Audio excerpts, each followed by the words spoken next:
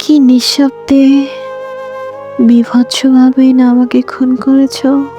কিছু কথা আর তোমার দেওয়া কিছু স্মৃতি জমা আছে, এগুলো দেখি আর মাঝে মাঝে তোমার কথা ভাবি।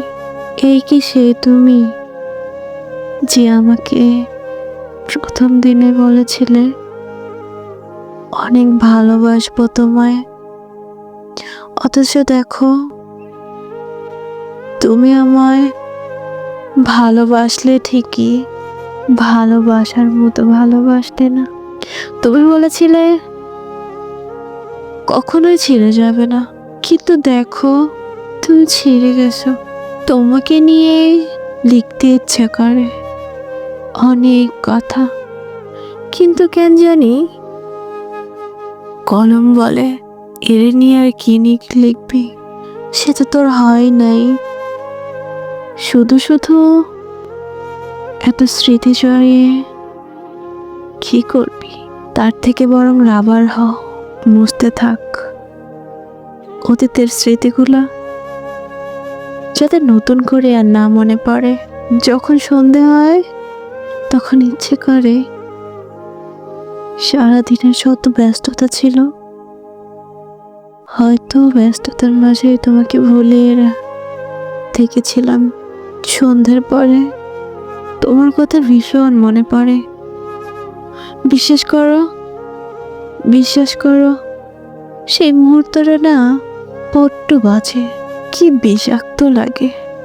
মনে হয় নিঃশ্বাসটাও বিষের মতো বিষাক্ত।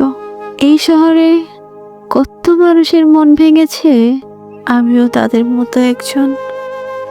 তুমি আমার মন ভেঙেছ আমার একটা সুন্দর সংসার সাজানোর স্বপ্ন। কেন করলে এমন? আমি তো এমন চাইনি।